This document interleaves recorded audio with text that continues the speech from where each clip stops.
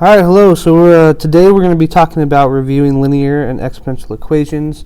Throughout this YouTube series, what I'm hoping to achieve is that if you miss class, or if you come to class and you miss some part of the lesson, that you will be able to go back and review and have my instructions throughout this course.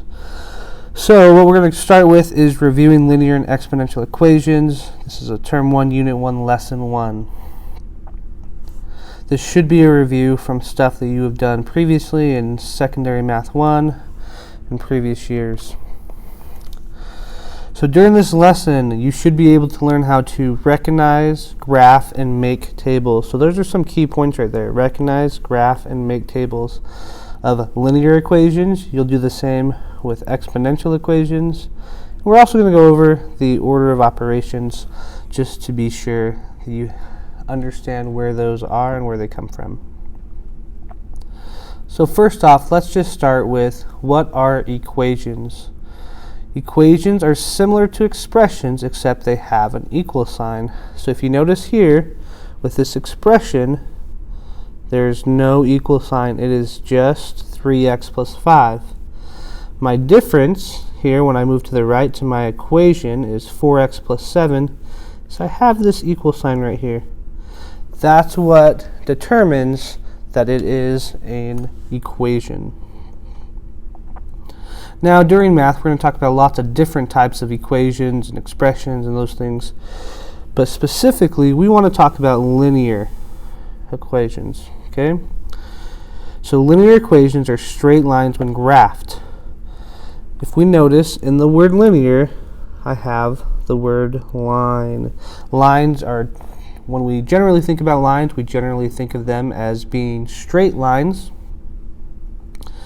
The parent function is y equals mx plus b. This is what you guys have seen before. This is my slope form of a straight line, right? And so during this line, I have, if we see an equation that models that y equals mx plus b, we know that it is a linear equation, that it's a straight line. Off to the right here, I have my graph. If you notice, any line does not have any curves, bends, or anything in it. Okay, so this is what we'd constitute as a linear graph. There's no bends in it. Now we're going to move on to exponential equations. That's the secondary equation that you used a lot in Secondary Math 1. We call these exponential because if you notice, and we're going to just kind of jump straight to the graph here, notice that as I'm moving to the right, it's slowly, gradually increasing, and then all of a sudden it jumps up super fast. That means it's exponentially increasing. So an exponential equation, when graphed, forms a curved line that looks kind of like an L. Kind of see that if we expand it out, you would definitely be able to see more of that L shape. The input variable is the exponent. So if we notice here in my parent function, y equals b to the x, my input variable is in the exponent position, and my base is b. B can be any number at all. We kind of already talked about the graph. Notice very generally you will see an exponential equation. You see that it will cross the y-axis. Here at 1, that's because anything raised to the 0 power, so I'm in my 0 position on the x value, anything raised to the 0 power will equal 1. We looked at our graph here. Okay, now how do I graph these equations? The easiest way to graph many equations is by making an xy table. By doing this, it allows you to choose different input values and find their corresponding outputs.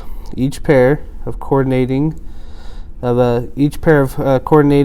and y values create a coordinate pair. Okay, so we're going to use these graphs a lot this year, and as well as you probably should have already used them previously. So here's my example. Graphing a linear equation, graph the equation y equals 4x plus 2 using an xy table to find points on the graph.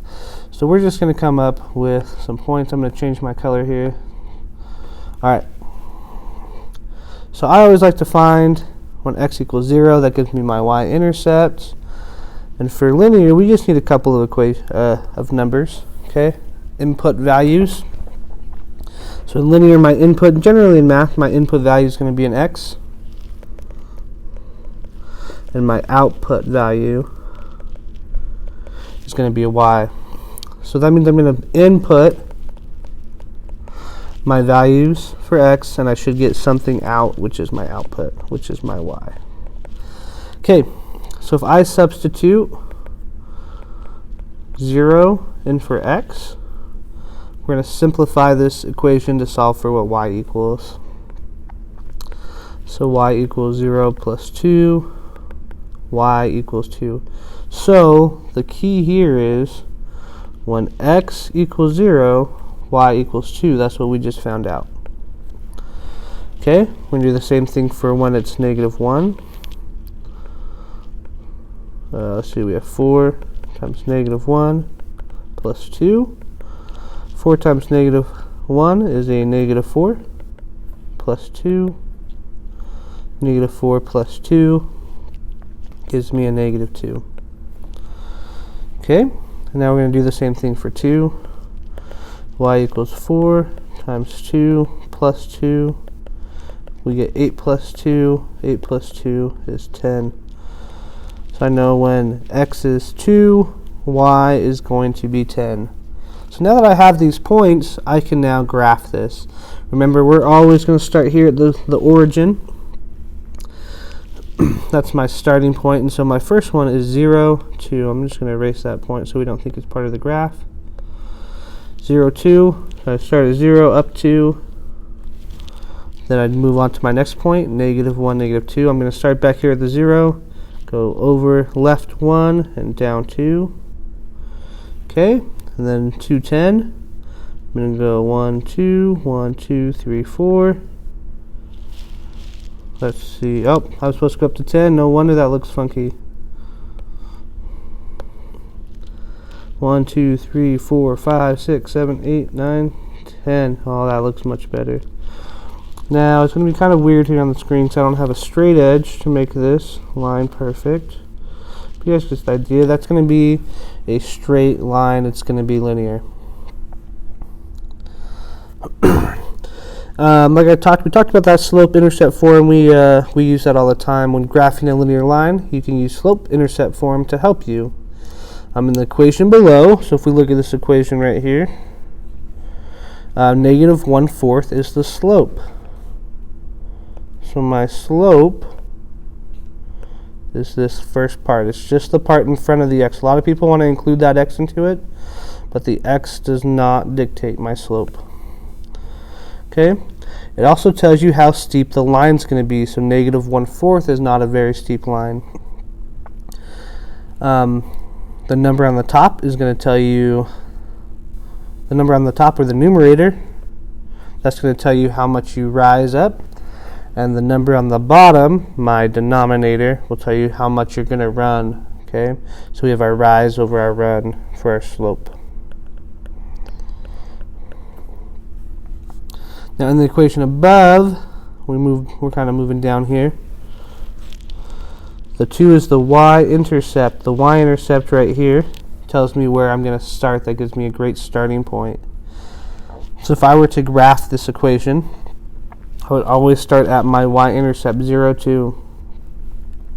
Then, if I use my slope over here of negative 1/4, I'd go down 1 and to the right 4.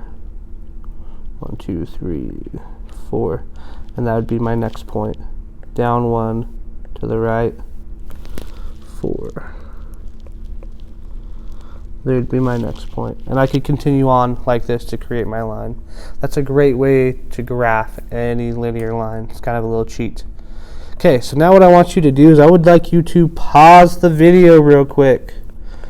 Pause the video. And I would like you to try this on your own. I would like you to graph this equation, y equals 3x plus 2. Give you a minute.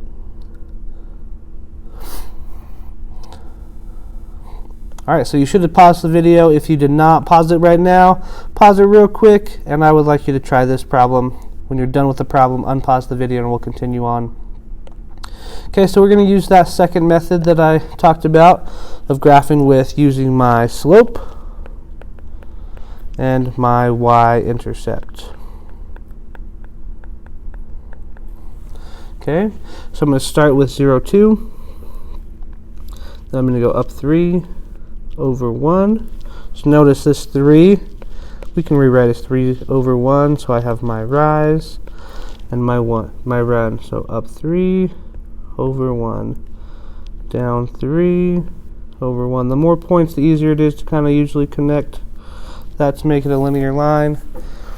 Not too bad. Okay, how to graph exponential equations. We're going to do it exactly the same way, essentially, as we did the previous, the linear equations. Is we're going to use this XY table. That XY table comes in very handy. It gives us points. It allows us to draw these graphs a lot easier. So we want to graph the equation y equals 3x. Okay, so we're going to come up with some points here. We're going to have 0. We're going to have a 1. We're going to have 2. And let's do a -1 just because. Okay, so once again, I'm going to substitute in for my x my different input values. 3 raised to the 0 power. Well, we said that anything raised to the 0 power is 1. Okay, so that gives us my first point. Now we're going to move on to when x is 1. 3 to the first power means 3 multiplied by itself one time. Gives me a 3. Now we're going to do 3 squared. 3 raised to the second power. That means 3 multiplied by itself 2 times. 3 times 3 gives me 9. Then y equals 3 to the -1. Now we're going to talk about this next year, or throughout the year later, I think in term 3. But if I have a number raised to a negative, what happens is that negative is going to flip this onto the other side of my rational here. So I actually get 1 over 3. So 3 to the -1 is going to give me 1/3. So now that I have these points, I can graph this. So I have 0, 1, 1, 3, 2, 9. Look how much that's increasing, how big of a gap there is.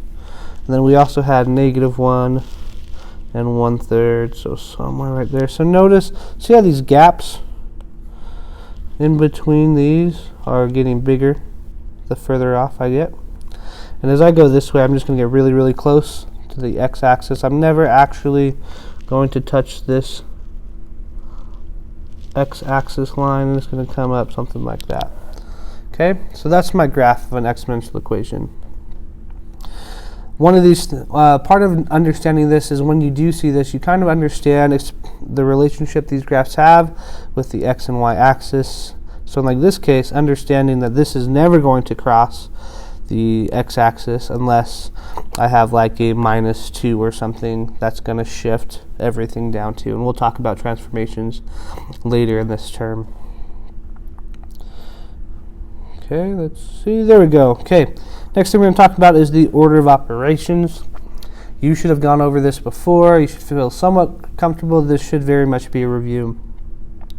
Okay, so just like anything we do in life, we have to have some sort of procedure, some sort of way to understand in what order we perform tasks. This is how we do everything in life, just like we do in math. We have to have this organization, okay?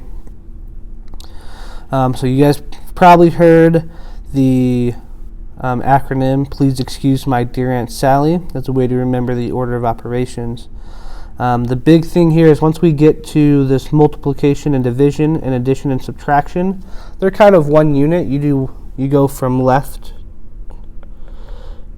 to right.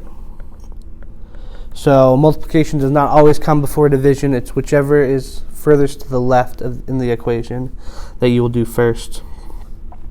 And same thing with addition and subtraction. Left to right. Okay. So I just have a couple of problems here.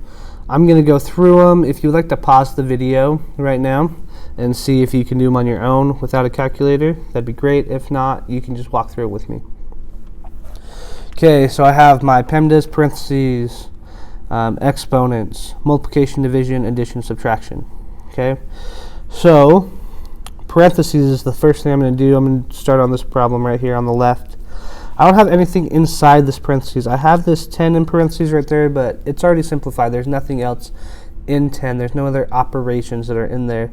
So that means that just 4 is being multiplied by 10. So I don't have any other parentheses, so we're good there. The next thing I'm going to check for is if I have any exponents. There's no exponents. Then I have multiplication, division. I have a couple of spots. So I'm going to do multiplication, division, starting from the left and going to the right.